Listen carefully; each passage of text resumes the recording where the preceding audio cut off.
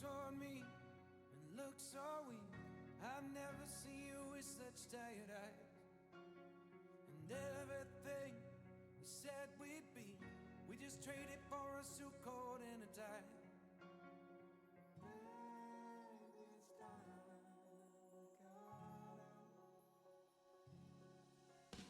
And underneath the rows of trees, I will see you where the ocean meets the sky. Under your toes, the fire grows. You are ready for a different kind of life. You're silent, bold, the wind is cold. You must return to the wild. You're silent, bold, the wind is cold. You must return to the wild.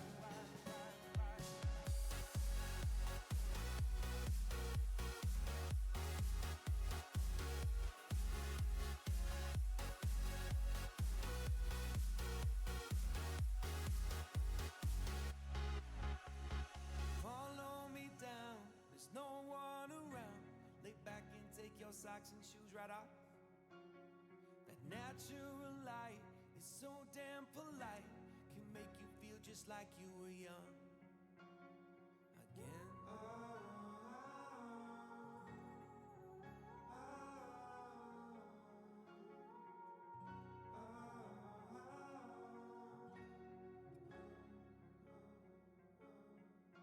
Standing underneath the rows of trees, I can see where the ocean meets the sky. Under our clothes, a fire grows. We are ready for this life of running wild. We're running wild. Underneath the rows of trees, I will see you where the ocean meets the sky. Under your toes, the fire grows. You are ready for a different kind of life. You're silent, bold, the wind is cold. You must return to the wild. You're silent, bold, the wind is cold. You must return to the wild.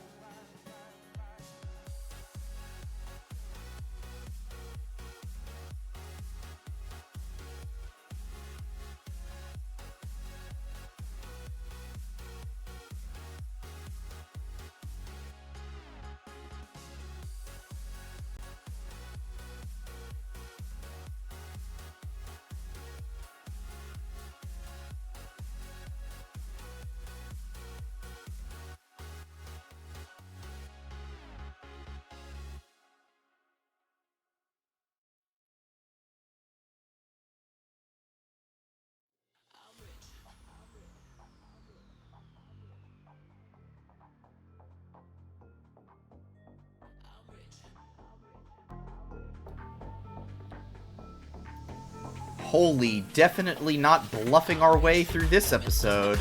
No, This is not at Flight all. Check Season 3, Episode 23. This is the FlyQuest Fighters episode, where we pretend to know anything about fighting games, with Evo in the background. Evo 23 in the history books. We will most definitely pretend to know anything and everything about the fighting game scene as we report to you the FlyQuest results from this week. Look, if anything, it's an opportunity for us to learn more about this esports scene. Absolutely. The critiques will be welcome in the comments, and we will have plenty to say, I'm sure. Not only that, LCS playoffs, recapping what went on that this past weekend, asking Knox about his Texas heat stroke that just happened 20 minutes ago, and so much more on this episode of Flight Check. My name, as always, is Sandy Toes, and to my left and my extra left, back again, Knox War and Curly Double Q. Knox, 40 minutes ago, but 20 minutes before our usual start time, you sent in a quick little chat to the group chat. Turns out the heat too much for the power grid in Texas right now, and sounds like the power gods did not look kindly upon you. But you managed to get here in time, so Yeah, for whatever reason, Texas in the winter, like, okay, I get it. Like, you're meant to be a hot state, but come on, bro, it's Texas. You're Yeah, in the exactly. South. It's hot. You can't be letting this happen. No, absolutely not. No. But at the end of the day, we're here. That's all that matters. We're here. Power's We made back. it. It's all good. Absolutely. So, yeah, no. We're all good. We're all good. And a busy weekend for you as well, if I am correct. Yes, sir. You get up to some good shenanigans this weekend. A good old bachelor party down in Austin, which Excellent. was an absolute blast. Hot as hell, though. Oh, I'm sure. I don't think it did not drop below 100 degrees a single time while we were down there. Even at like night, it was like the lowest it got was 98 degrees. So it was very, very hot. Terrible. Man, that is rough. Curly, how about you? How's the week been? I know you were able to watch a little bit of EVO. Yeah. I think were you able to watch LCS playoffs as well? I did watch a little bit of LCS playoffs while I was at my D&D session yesterday. So Excellent. like I know the spark notes of energy versus GG. There you go. Tell me about the D&D session. What did you guys get up to this weekend? Well, so we say D&D. It's actually a Pokemon tabletop, and this is our training arc as we're getting ready to fight a gym that my DM created. And actually, we met Celebi in a condemned house and found a Spiritomb. Okay, in that same condemned house, and apparently in the near future, we're going to save that Celebi and become its friend. It's kind of crazy. That sounds it's a fun time, like an absolute blast. Most excellent. It is actually it's a real fun time, but I'm having an existential crisis with my character because he only has 6 Pokemon at a time because he doesn't like to put them in the PC, and he's currently got 8 Pokemon that he wants in his possession, and he does not know what to do with it. So Dang. Sounds like a fun thing to figure out. Some tough choices. Tough choices indeed. Dang. I did not have the exciting weekend you guys had. I worked all weekend long. It was a long grind, but I'm here, ready for a great show. Managed to get home in time to watch LCS playoffs pretty much every single night this week, which was fantastic. But we're going to get straight into the big news from this past week, which was, of course, that FlyQuest announced their expansion into the fighting game scene by signing multiple players from multiple different titles. Dragon Ball, Fighter Z. Did I say that? I don't know if I said that right, so don't cruise. Dragon Ball Fighter Z? Yeah, Dragon Ball Fighter Z. You had some awkward spacing in there, but we got there. Street Fighter 6. There was another one that I think a Melty Blood player as well, which I had literally never heard of before.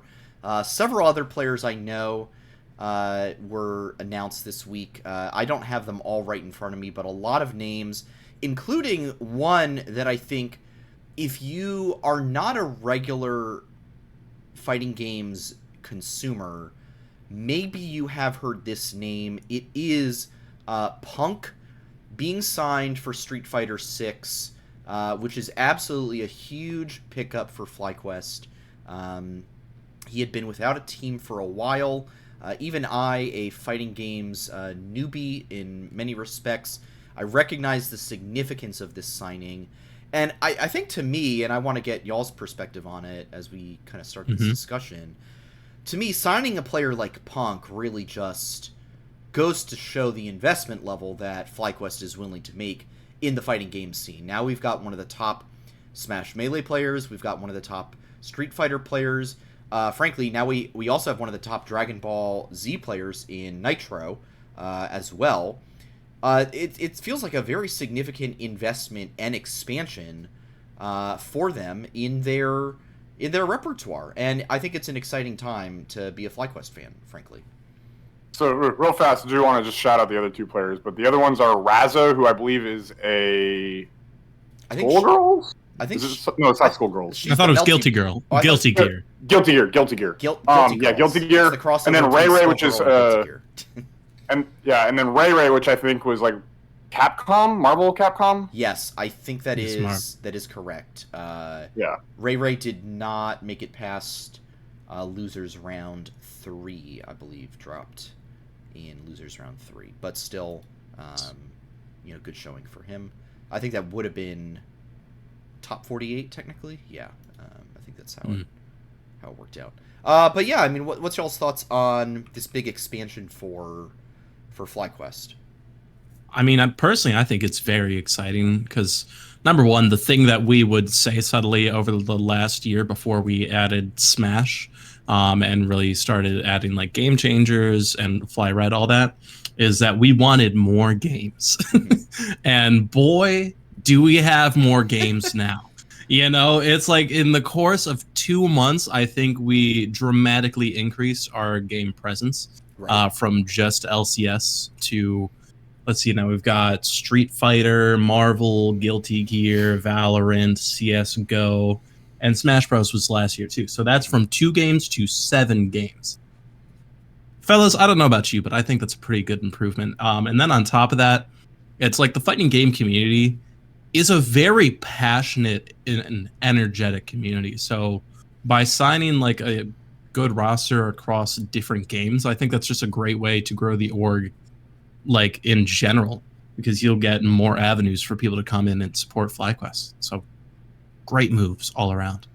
Yeah, absolutely. Nice. Yeah, I'm gonna reference even myself here, but more specifically Papa Smithy. Back when I joined Hotline League, back when he first joined, basically I went on and I made the prediction that under Papa Smithy, FlyQuest was going to be expanding to the point where they would become a quote unquote household name in the esports realm per se, right? They're going to be like the next. You think of Team Liquid, you think of TSM, you think of Cloud9, like the big names. It's like I said from the get-go, under Papa Smithy, that's what's going to happen, and like this is kind of what's happening right now, right? They're very, very rapidly expanding into other gaming spheres and other markets, and they're getting the name FlyQuest out there, which for the brand can potentially be huge, right? Hopefully it is good. I'm personally a little worried compared to like when thinking about like esports winter that's kind of happening right now and whether this is kind of sustainable at the rate of their expansion. But for the time being, if you're a fan of FlyQuest, like we are, I mean, you're kind of enjoying it right now, right? It's a good time. But yeah, I'm going to be just honest up front and just say, hey, like, while it's cool, the rate at which it is happening is got me somewhat like cautious about what could happen down the line, you know? Well, I think you might have mentioned this in our very own Flight Check Discord, and if you're not in there, you should join it so you can see hot takes like this one I'm about to mention before we talk about them on the show. In some ways, and I agreed with this take, which is why I'm bringing it on now, this feels like FlyQuest finally getting that VC money that everyone else was getting back in, 2018, 2019. And now we're finally getting it just after the fact, and we are spending while everyone else is cutting their budgets, and I don't know if this puts us in a great position right now to succeed or exactly what it might mean, but I think that's an interesting possibility. We have the brand new ownership this year, who clearly has been willing to spend, not just with the LCS roster, forget about what they did this year, but now clearly with all these players being signed in fighting games, putting together a Valorant team, signing one of the top CSGO teams. It feels to me like this is an ownership group that is ready to spend and, looking forward to it, and looking forward to seeing what they can do. And I think that's a good thing. And it can be a good thing. I'm not a marketing, like I don't have marketing knowledge. I don't have advertisement knowledge. I don't have good economic knowledge, just straight up. I don't. So when I say I need to see this, I don't know how I need to see this, but what I'm hoping will happen is I see somehow Fly taking advantage of their position, which is right now they're pretty much one of the only teams in the esports atmosphere that is currently spending large amounts of money, which can be good. It means you are on the up, whereas everyone else is kind of on the down, and that leaves like a spot at the top, at the forefront of everyone's minds in terms of like marketing space, advertisement space, like names that like just come out to the front. Like I said, Team Liquid, Cloud9, TSM, etc. Right? Like that spot is up for grabs, and FlyQuest is currently on the way in that trajectory. But as we saw with all the other esports teams over the past 5 to 6 years, starting back in 2018 when all the VC money was coming in, all the expansions were happening, and just lots and lots of money was getting pushed into the esports sphere, none of it was sustainable, right? And none of it was really able to be retained after 5 or 6 years because clearly everything's leaving now. So I don't know how to say that I want to see FlyQuest initiate the sustainable actions because I don't know what those are. But whatever they are, I hope I learn of them and that I see that FlyQuest is implementing them, right? Because if not, it's just, I think what's going to end up happening is 3 or 4 years down the line, the Viola family is going to go like, well, shit, we were losing way too much money on this. We're gone, goodbye, right? And then everything immediately starts coming crashing down for Fly. Yeah. So whatever those measures are, whatever those procedures are to make Fly sustainable, I hope they get implemented. And I'm not sure if anyone in the scene truly understands that because literally pretty much every single team, and I mean every single team, there's no one excluded from this. Every single team is currently floundering a little bit due to the esports winter that's going on because everyone was just spending absurd amount of money. So, yeah, I don't know. Do either of you have any like economic knowledge or marketing knowledge or anything like that? Because economic and market knowledge, put it out there. I don't know if I would say I have economic and market knowledge, but I do think that the best next expansion you would want to like put that money into is actually see how you can put your hand in academics in the university and collegiate scene, because one of the things that traditional sports has that esports doesn't have yet, like it's building it, but it's still not there, is a huge network of consistent like players that are always going through colleges and universities to learn how to be better at the game, learn how to be adults, and then go play for them. That's something that esports doesn't have as much of. Like you've got some, you have Maryville universities, but then you also have some, esports programs that are very young, very budding. Like admittedly, the university I just graduated from, I think the best thing to sustain esports and prevent a winter is to start putting money into that, into like academics and into local communities, because that is a huge part of getting anything to grow, is if you actually can put it in the hands of people that can then run the show years from now. It's like if you don't have anyone to fill the spots of the players and the staff as they retire or age out or decide they've had enough, because admittedly, like esports can be a quick burn thing, then the program, then the scene itself is going to butt out. So that's where I would put my money personally, to see how you can get involved in colleges and universities, even high schools. Yeah, I think that's an interesting take, and I think I think a lot of it is merited, and I think a lot of it's fair. I think my perspective on this expansion is that it's good, it's necessary. I think it's like anything, a venture like this is a risk, right? But you're not going to. Frankly, you're making the wrong move if you're buying an esports organization and then you're just not doing anything with it, right? Like what's the point for you? AKA the Milwaukee Bucks. Right. Not doing anything with it, not giving the team the funding it needs to succeed. Like, what's the point? Then you're just going to wind up, are you like Immortals and you're just trying to flip your LCS spot at some point down the road for a cool 10, 20 million? Good luck with that one. This show has no problem taking shots at Immortals.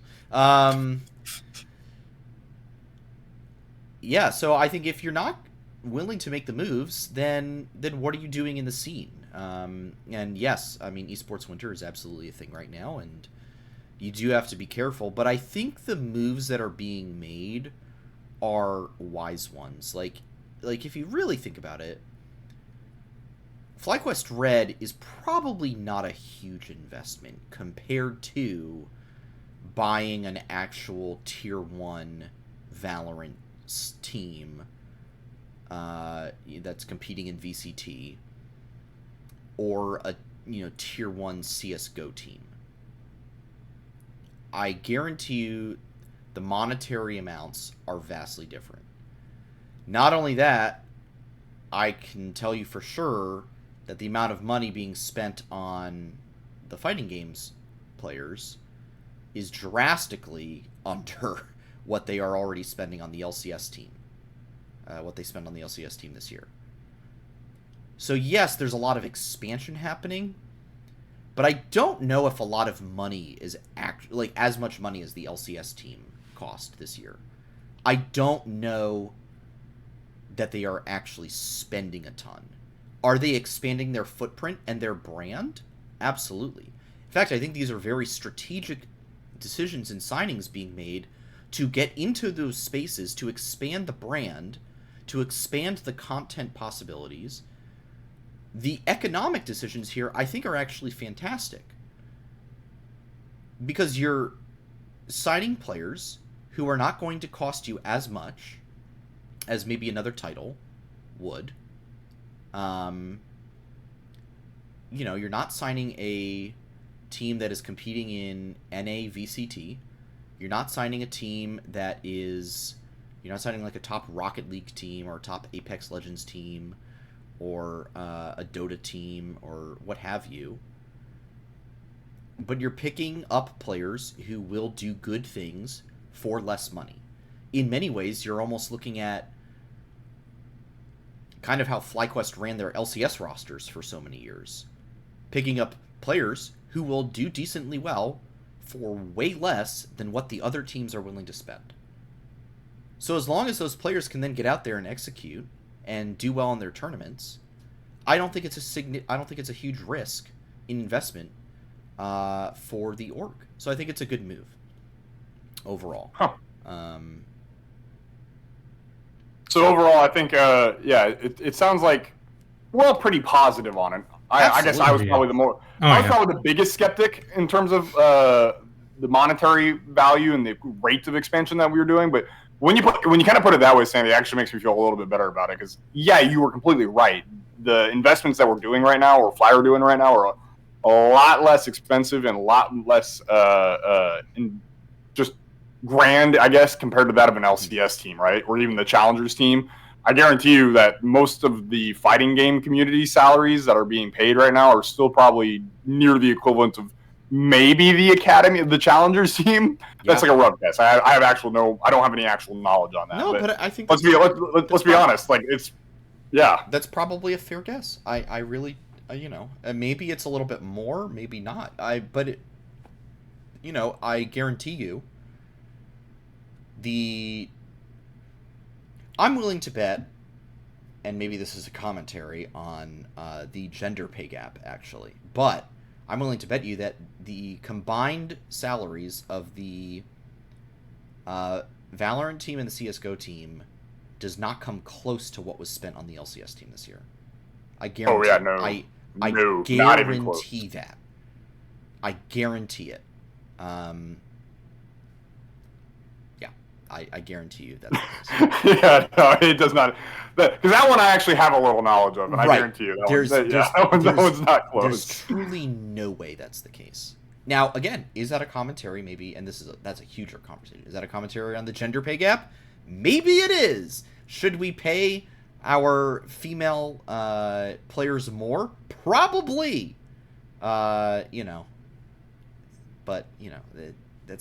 think it's that, and it's also a commentary on the state of just esports, and that there's not, for whatever reason, not an actual major competitive scene presented for women. And so it's like, it's not just it's like the inherent pay gap, and then the fact that the thing that would quote unquote justify paying them more doesn't per se exist. Right.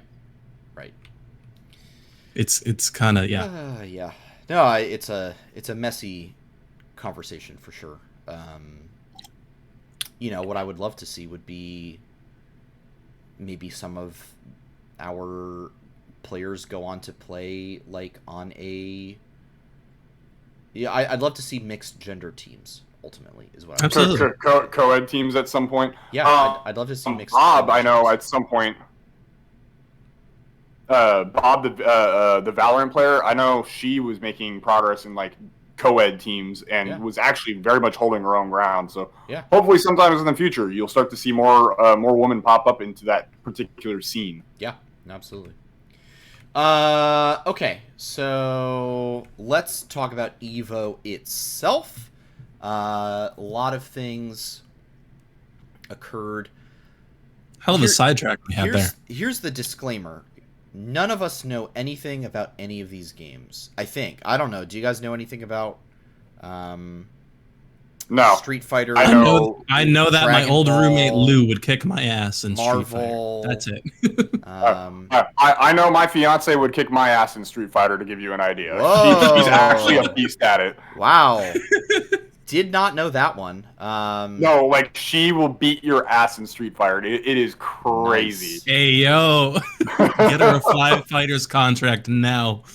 All right, so we have, from what I understand, we signed Nitro, who is a Dragon Ball Fighter Z player. He ended up taking third place in his bracket. He made it to winners finals, dropped to Hikari 3-2, and then got 3-0'd by Yasha in losers finals, unfortunately, who then went on to lose to Hikari in grand finals. We also picked up Tempest NYC and Razzo.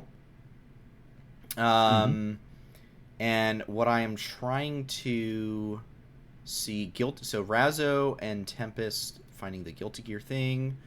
I don't think either of them made top 6.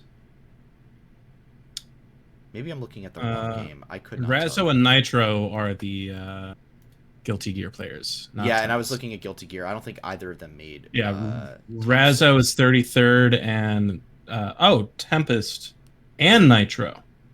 Oh, all 3 of them play Guilty Gear. Oh, See, this is us learning about. This is us learning. Oh my god. About things. Yeah. So Tempest was 33rd. Razzo was also 33rd, and then Nitro was 49th. Okay, well there you go. And then obviously the big one, Punk taking 3rd in Street Fighter 6.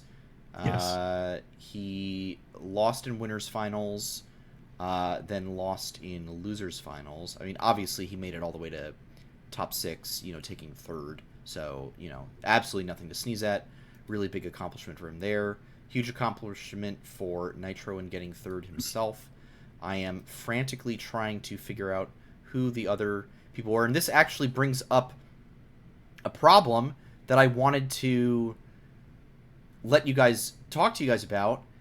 Right now, if you go on the FlyQuest website, there is no way to find what players are on the team. I could not find a list of who's on the LCS players, on the LCS team. I can't find the Valorant team. I can't find the CSGO team. I cannot find any of our fighting games players. Which seems to me like a huge oversight once you start having like all these big all these big names, right? Like, it seems like a really big oversight.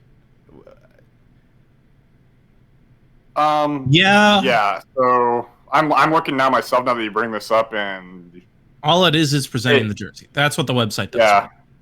Yeah. Yeah. No, it's literally the website is flyquestshop.gg. But it's not FlyQuest Shop. It's just FlyQuest. Yeah.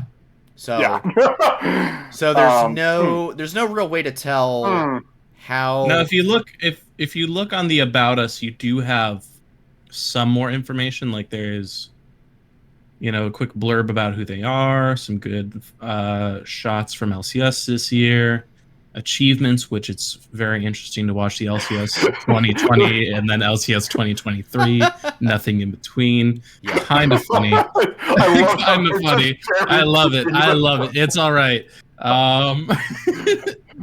Everything in between that is the Dark Ages. It's fine. Yeah, we don't talk about that era. No, it's all right. Respect for just picking and choosing which ones you want to have on I mean, Yeah. truly. And then you can look at their partners, which are, let me guess, it is MasterCard and That's it. MasterCard. Yeah, it's just. Yeah. MasterCard. And In case you missed MasterCard. it, Don't forget MasterCard. All right. Well, that's the. with a Sonica still left on that page with a big B. Oh boy. Well, this is the call out. It's time to update the website. It's great that we've got some nice looking jerseys and some good pictures of the league guys, but it's time for a website update. It's 2023. If your website does not have the correct information on it, how am I supposed to be able to trust the information on it? All right, I figured out where FlyQuest needs to put their money next. A website developer. You know? Or do they need somebody doing partnerships so that they can get the money to hire a website developer? I think they got the money for it. I don't think they were stressed for money right now, but partnerships would be nice.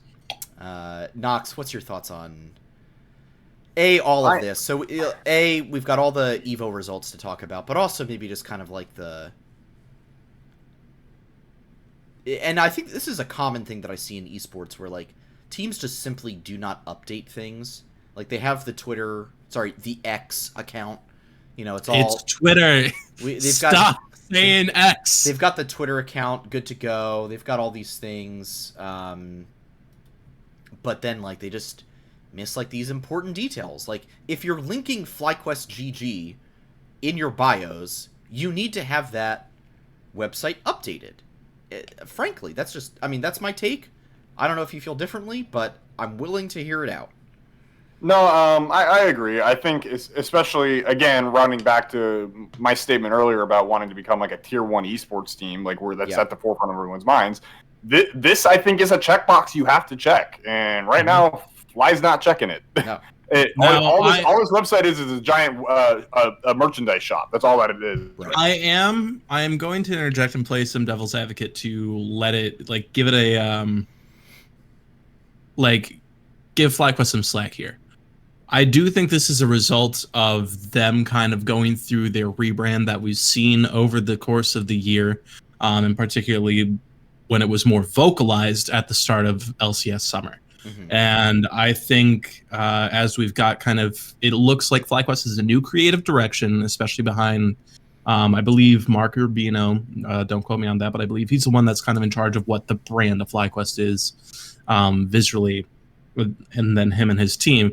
And so this might just be a result of the metamorphosis, as they want to cut out some of the old stuff, but they don't have anything new in it. And they're deciding that maybe it's better to sacrifice the information to make sure that everything you see is the new brand rather than holding on to some old stuff. Because you've been on a website where it's like a bunch of things are new and then somehow there's this random information. It's a little bit jarring. So it might just be a result of this metamorphosis. Maybe by January next year, everything will be perfectly clear and we'll be fine. And we'll be like, thanks, guys. Thanks for having a solid website. Absolutely. Yeah. All right. I'm not in the room. I don't know. Website complaints aside, feels like solid results. We'll be frank. I've got no clue where in the tiers all these players are, except I know Punk is good. That's all I know. I have no idea where in the tier lists all these other players are, so I have no idea if Ray, getting a top 48 is expected, or if it's weird for him to drop early. I don't know if it's weird for our Guilty Gear players to drop when they did. And I don't know if Nitro overperformed or met expectations, frankly. Actually,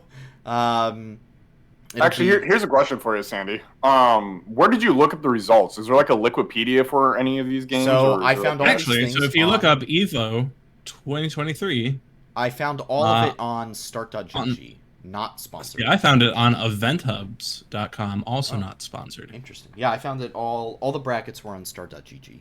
So if you look up Evo 2023 and scroll past the promotions for the actual event, you'll see like the results stuff. Yeah. So. So I wonder if it's possible to go down the history of these players in. Ooh. So let's see. So Guilty Gear. That's actually a great point. Let me pull up. Because it's Guilty Gear Strive, right? Yes. It is. Let me find Ray's profile. See what he's been up to. Full. Wait, yo, TSM Leffen plays Guilty Gear? Leffen, Yes. I was going to mention this. Leffen won 2 events. What and the everyone hell? was quiet for. He won. It's actually.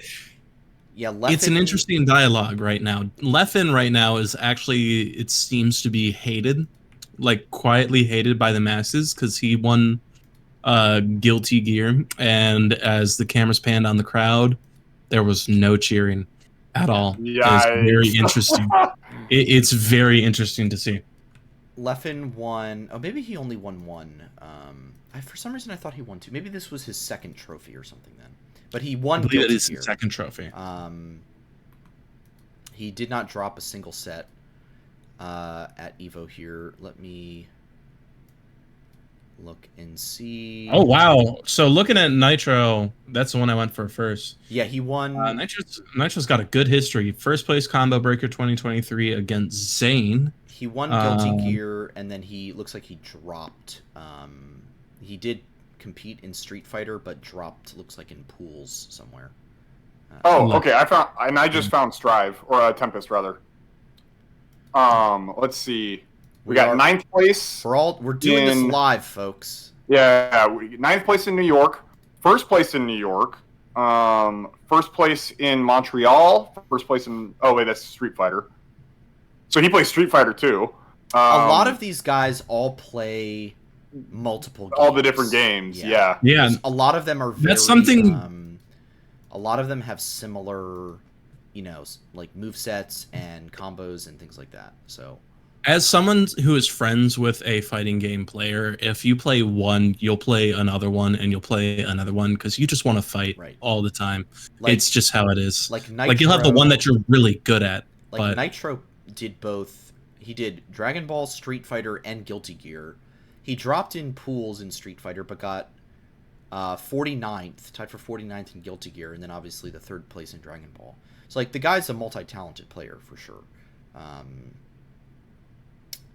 So how interesting. Yeah, it's a very interesting scene.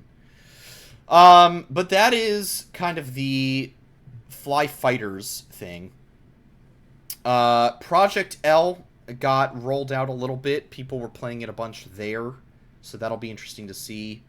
On the Melee front, no tournaments this weekend, obviously, because there was no Smash, but... Incorrect. There was the LCS Invitational at FlyQuest. This is fair. I will note... It was a very fun video. At Super Smash Con, which is actually in my neck of the woods this weekend. I could go to it. Kadoran will be there. I do not believe J-Mook is going to be there. Let me... You're now obligated to go get an interview with Kadoran. Go talk to Kadoran, get your ass. I don't know if Smash. I'm going to be able to. So we'll see how it goes. But Kadoran will be at Super Smash Con. He's in pools. He gets the bye, so that's all good for him. All right. Well, that is everything on that front. Let's move on to some LCS playoffs. Playoffs? You're talking about playoffs?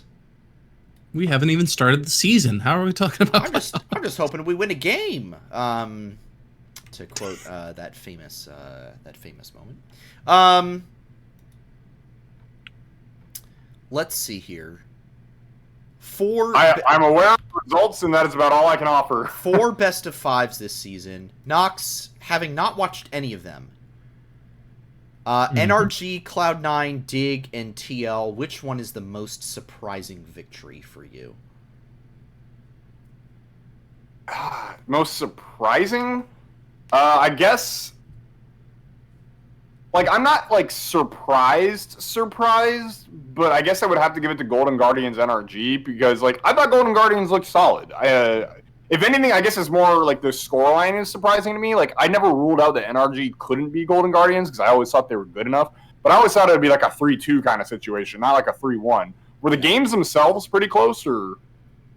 So Golden Guardians, I did not get to see the first game, but from what I understand, they basically threw game 1, and then NRG looked pretty good for the rest of the series.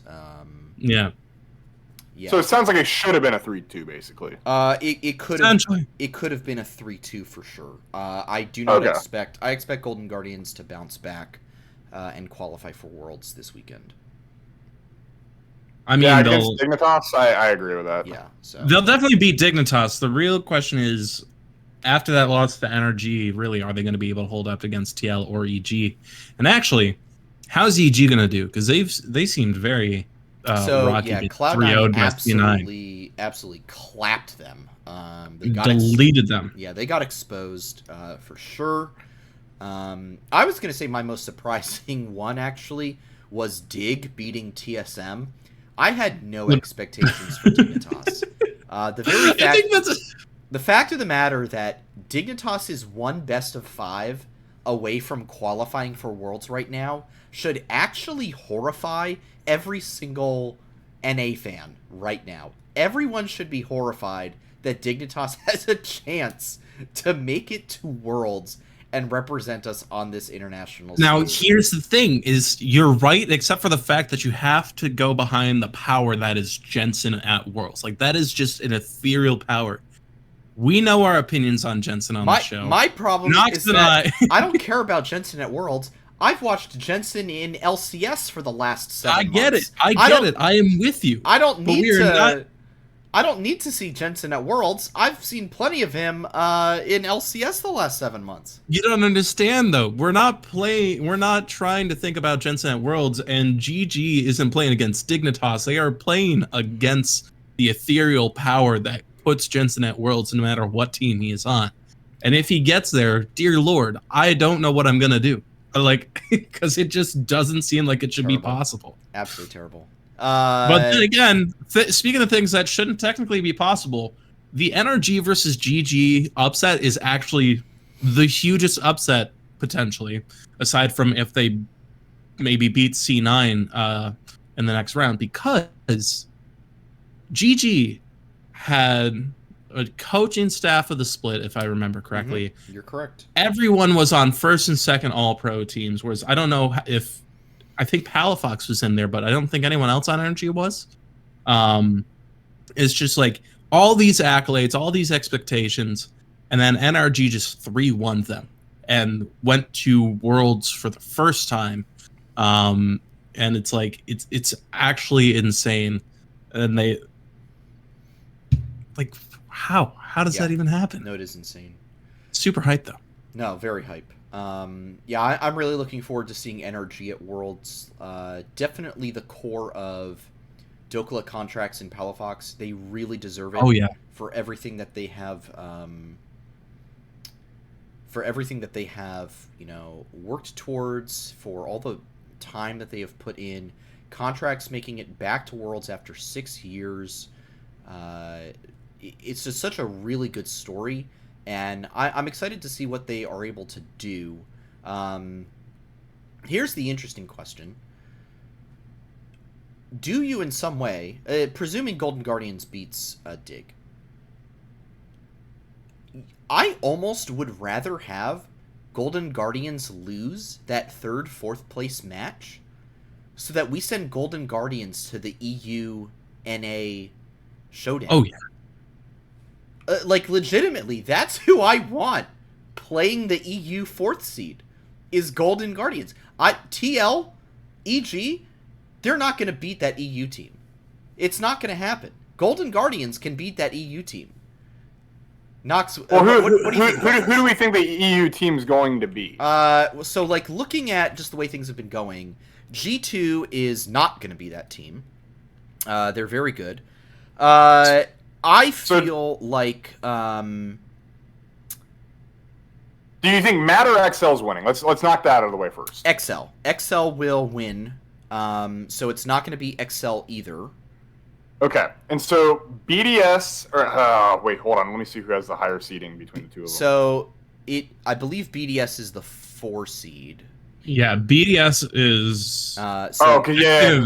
Matt is second overall in points. So okay, in that case, BDS will end up playing Fnatic, and then Mad will end up playing SK. Right. So between those two, the way teams are playing right now, Fnatic I believe would beat BDS.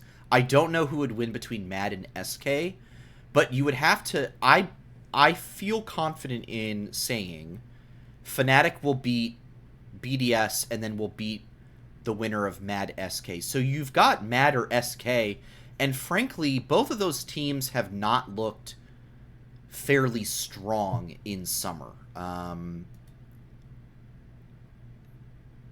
Okay, so we'll narrow it down to Mad or SK.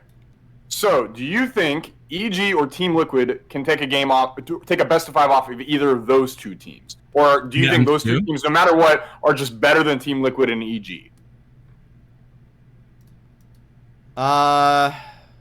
So the options are Mad or SK versus TL or EG. Do you think both European teams, no matter which one it is, are better than both TL and EG, or is there a combination where one of those NA teams is better than one of those EU teams? I think Mad would potentially, I think they would game 5 EG, and then it would just, I'd coin flip it. I think the way, if you look at the summer season, Mad and SK both went 4-5, and then they go 6-7 in the groups. Mm-hmm. I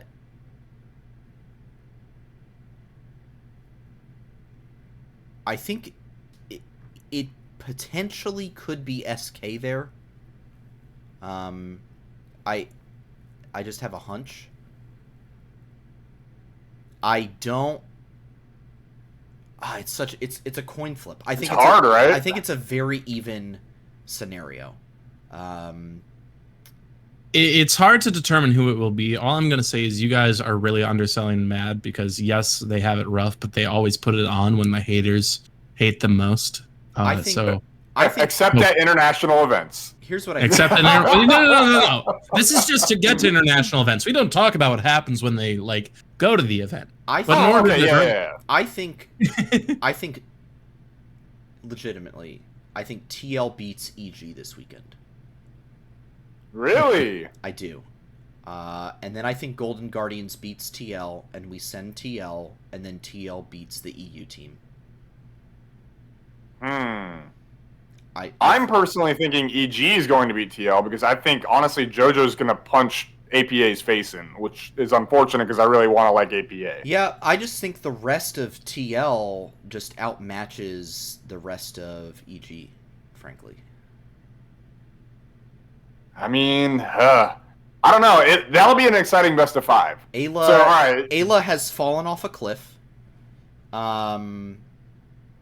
Summit is gonna beat Revenge in lane. I am not high on. You got 2 really awkward or 3 awkward junglers actually with how EG's playing it. I'm not really high on Shaden or Armeo right now. Yes, but I'm also not high on Pioshik either. I'm higher on Pioshik than I am on Shaden and Armeo. Okay, fair. I agree. JoJo probably better than APA.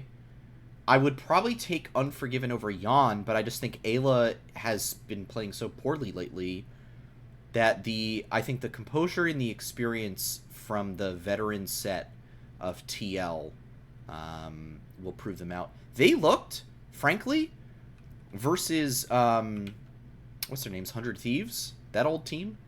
They looked very good against 100 Thieves, in my opinion. But it's also just 100 Thieves. But Not that I know how the match went. But it wasn't like a struggle, right? They didn't like. I'm calling Cole right now. It wasn't like a tough. It wasn't a tough 3-2. Like when they won hard. Yeah, I mean, that's just kind of where I'm at on it. I mean, for me, I think TL's gonna win. Not because I want them to or because I think they're better, but like, how else are they supposed to get fourth place? Yeah, exactly. It's All right, you it know is what? I their, respect the meme play. I respect the meme play.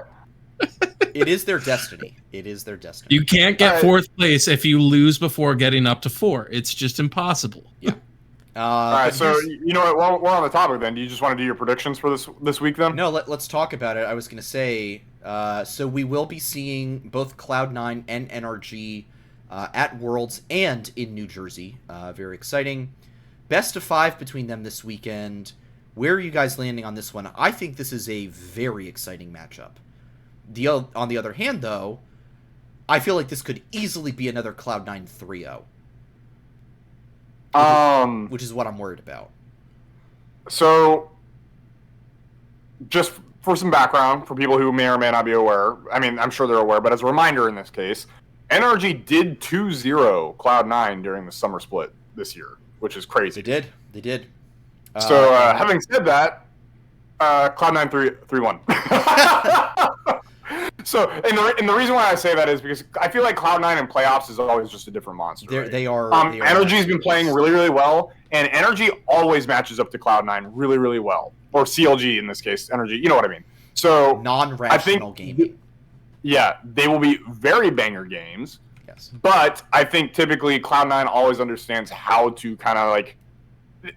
Honestly, and the other thing is, like, it's even been in, like, the post-match threads on Reddit, right? Is, like, man, Cloud9 really just, like, kind of screws around for, like, 30 minutes, and then they just, like, out-micro the other team just to win the game at the very end of the day. Yeah. I think, honestly, like, Cloud9 is not a good team, and that I'm very nervous for them when they get to Worlds. Yeah. But I think at the end of the day, like, their players are good enough to where it's like, okay, you know what? Let me pull off one good team fight and I'll end the game. And hey, you know what? That's how you win series. Yeah. But yeah, so that's the reasoning I have for why I think it'll be a Cloud9 3-1. Right. Okay. No, I think that's fair. Curly, where are you at on the Cloud9 Energy series? I'm putting my money behind NRG, bro. They've been a nuisance for Cloud9 all season, forcing them into the tiebreaker at the end of spring and then going 2-0 this season, or I mean in the summer split against them. Like, for whatever reason, NRG has C9 figured out. And I think now that they're going to be able to face them in a best of 5, I think they're going to be able to pull through. And I do think it's going to be a 3-1, but I favor this in NRG's side. And that means they are going to be at the Prudential Center on Sunday for the grand finals of the LCS. I think it's fair.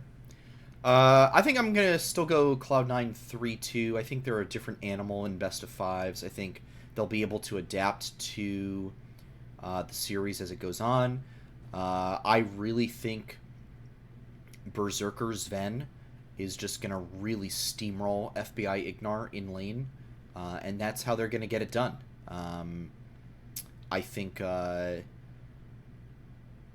have Fudge over Dokla, and I have Eminez over Palafox right now. I think I don't know about that one. I might throw an argument out for Palafox being better than Eminez right now. I will say Palafox did look really good in the series against Golden Guardians. I thought he played really well. But I will say, on the other hand, I do think the jungle matchup is interesting. Contracts did look really good this past weekend. I think there could be some interesting stuff there in the jungle. But I just think that Cloud9, they've been here before. I think they are going to do it again. We will be seeing them on Sunday in New Jersey, taking on possibly, NRG again. So right now I've got the Cloud9 3-2. I think it'll be a close series. Hopefully it's a banger, but that's where I am landing on it right now. All right, here's the other question, though. Who is making it to Worlds? 4 teams, 2 spots. Let's just get it out of the way. Golden Guardians is going to 3-0 Dignitas, in my opinion. I don't see Dignitas getting a single game. No, I think Rich is too good not to get a game. I think they'll get one. I don't see this being a clean sweep. Okay. I don't see it being it's fair enough. especially considering the loss they just had to NRG when everyone projected them to win aside from Mark Z. I do think that GG will manage to drop a game, maybe even 2 to Dignitas. I'm going to stick with the 3-1 because it is objectively the safest bet. I think GG's still going to win it, but it's not going to be clean. Interesting. Yeah, no, I've still got the 3-0 for Golden Guardians. The really interesting one, I think that we can talk about, TL Evil Geniuses. Man, oh man. I don't even know where to start with this one. One of you, please. You know what? I think I'll probably I'll be the contrarian, so you guys can just beat up on me after I state my opinion on it. I think EG is going to take this. I think JoJo is going to do. I think JoJo is going to do what he's been doing all split long, and against a young rookie APA who has actually been very impressive so far in the LCS. I've been very happy with the level of play that he's displayed considering his competition. But I think at the end of the day, JoJo's just a different level, and he's just going to continue to boss him around in lane. And then no matter which jungler he has, even though EG is just, I don't get what they're doing, I think it's going to free that particular jungler up to go do whatever they need to go do. And it's going to make sure the rest of the side lanes are stable against that of Summit and Jan and Core JJ. And I think it'll just kind of go from there. I don't really see I think the gap is just that large between JoJo and APA. If it was like even a little bit closer, I think TL takes the series. But because of how large I think the mid lane gap is, I think it's going to be like a 3-2 in favor of EG. Interesting. No, I think that's reasonable. Curly, what about you? Where are you on this one right now? It's real tough for me, I'm going to be honest, because TL has powered up more than I expected him to this season, and EG has been a bit more rocky than I expected them to be, you know? I think it's going to be a 3-2, no matter what. I feel like these teams are pretty equivocal right now. I'm going to put my money behind EG. I know I joked about TL having the TL fourth meme earlier, but I just really think I have a lot of faith in JoJo. Like, a lot of faith in JoJo. Little did I know like, Curly would be joining my side of the argument. Like, okay. A lot of faith in JoJo. Like, JoJo will carry NA to great heights eventually. Interesting. So, yeah. Interesting.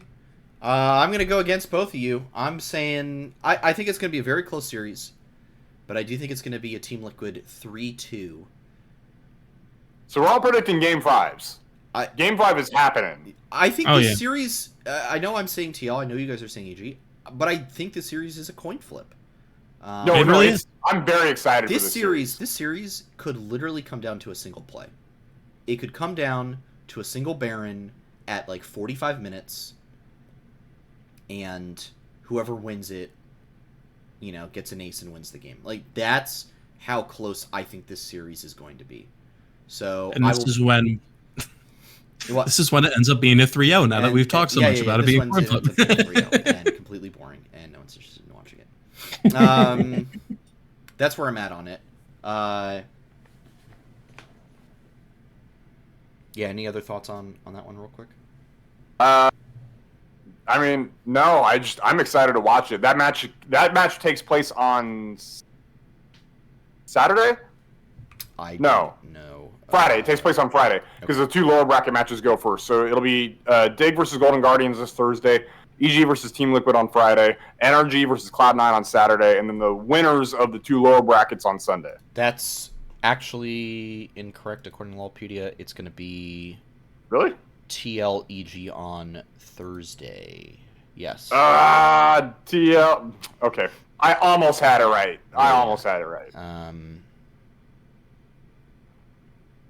Oh, and then it looks like according to the LOL esports schedule. So also, don't forget, Wednesday, August 9th, LCS Challengers Finals.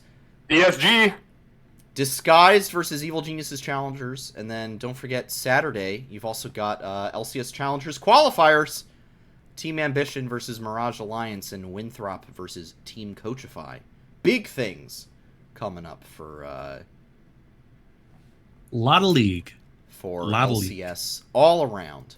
All right, it's going to be a great weekend of LOL esports. So be sure to keep up with us and everything else going on as we head into the weekend. I think that's about it for us. Any final topics from you guys that we need to touch on before we close out the night? I think, honestly, considering how much happened this past week and the fact that I hardly watched any of it, and yeah, I think we did a pretty solid job. Yeah, not a bad. No. I think we. Yeah. Excellent. Well, in that case, thank you. Oh! There is one last thing. One last thing that bring it I had brought to my attention.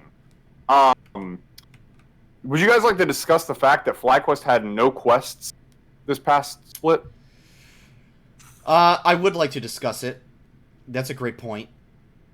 The quest era is over, seemingly. We are in a new FlyQuest era. It is, after all, #time to fly.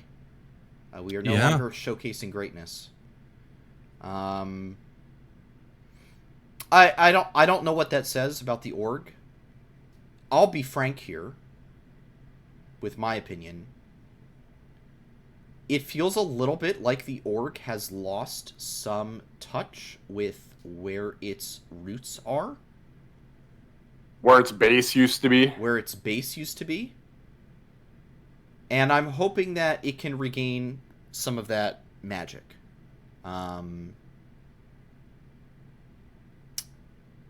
That's kind of where I'm at on it. Yeah. Yeah. I mean, I'm going to agree with you on that one.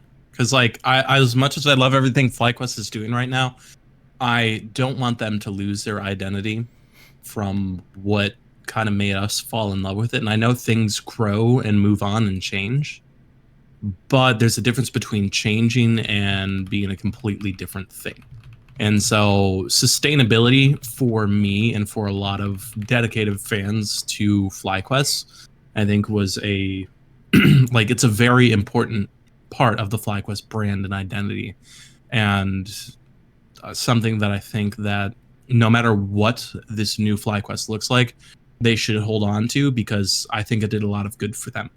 And if you can keep that identity and increase your success with these better players, with more money, with more content, etc., I think that is ideal, you know?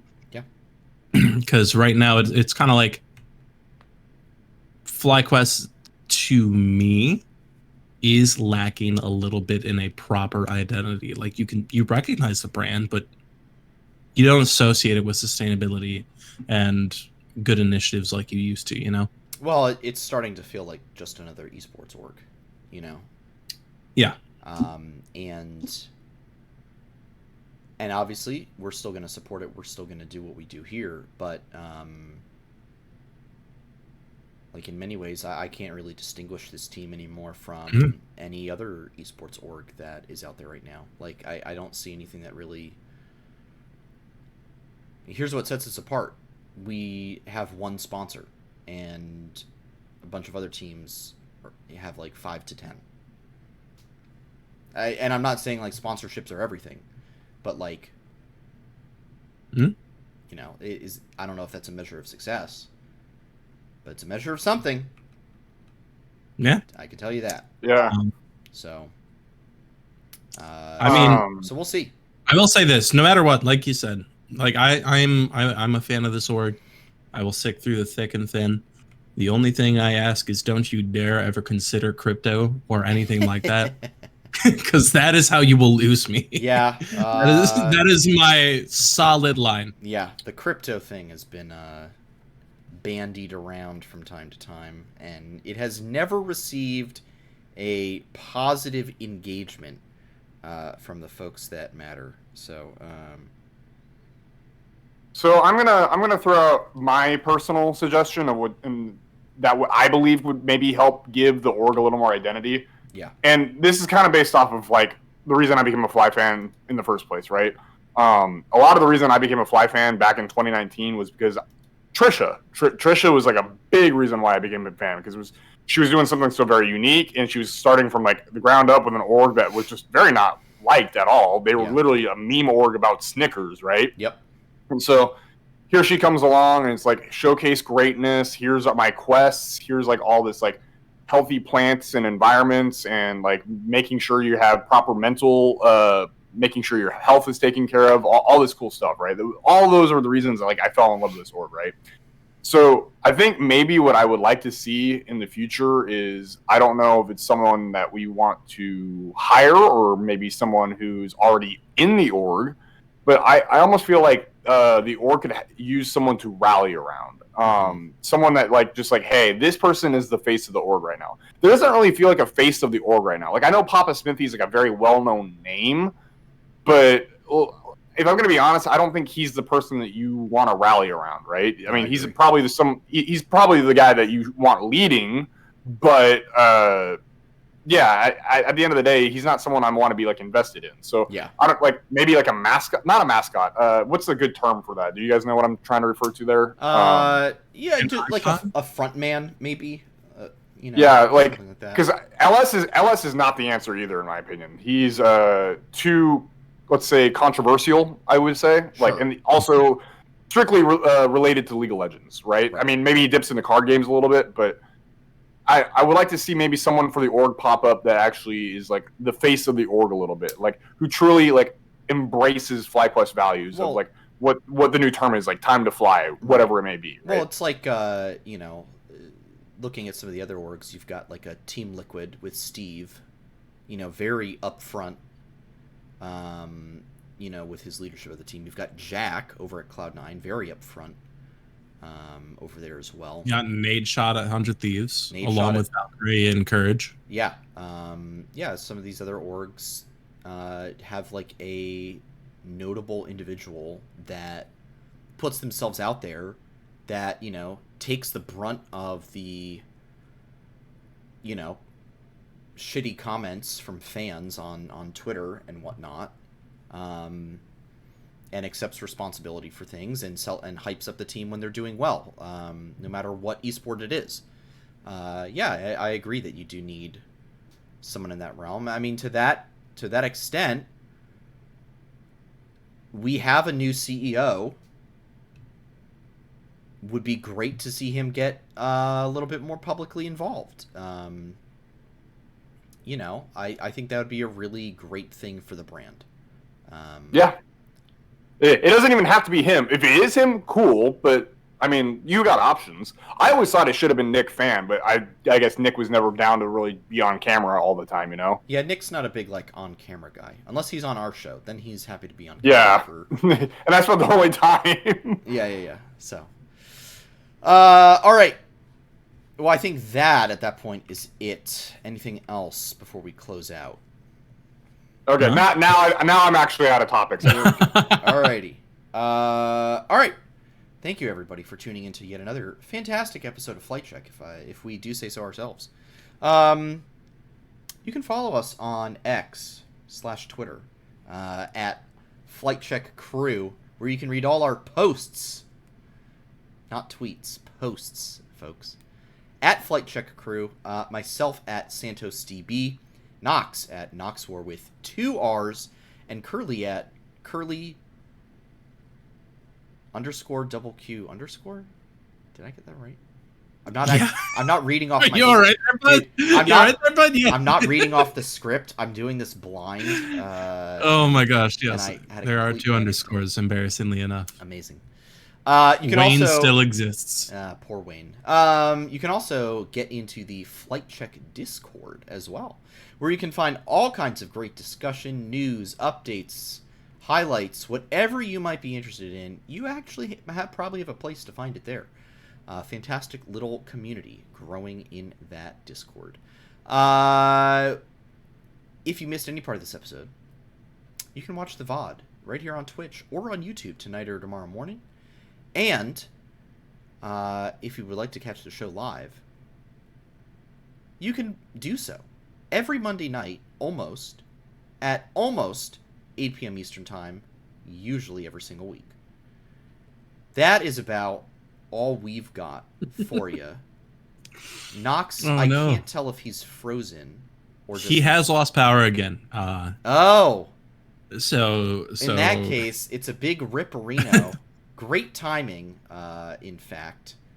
that probably means his audio did not save, if I'm guessing, which is going to be unfortunate for me. Ooh, someone clipped that curly pog face right there. Best of luck. All right, well, we'll just close this out. Curly, any final shout-outs or anything before we wrap up the night? Honestly, shout out to Fly Fighters. It's just a real cool new initiative, and I cannot wait to see everything that comes from it, especially since we already saw the Smash Bros. X LCS crossover, and now we can watch League of Legends players suck at even more fighting games, and I think that's great. I think that's absolutely wonderful. It is for sure. My shout-out is going to be to the New York Mets for selling players at the deadline, which means the Washington Nationals have a very realistic chance at surpassing them and not being last place in the National League East this season, which would be an absolutely brilliant end to this 2023 Major League Baseball year. For Knox, I know he would want to tell you, go watch LCS Challengers Finals Wednesday night. And then you've got some more LCS Challengers qualifiers over the weekend that you should be watching as well. Wednesday night, it's EG Challengers versus Disguised. That'll be a super hype matchup for sure. Can't wait to see which player walks away with that. Don't forget, Disguised is basically the old Cloud9 Academy core. So definitely a very exciting matchup there. All right. Well, that is everything. So until next time, stay safe out there, please. Do not forget to hit the head on the nail, and we'll see you all very, very soon. Adios, everybody. For Noxwar, have a good one, y'all. And from me, peace, y'all.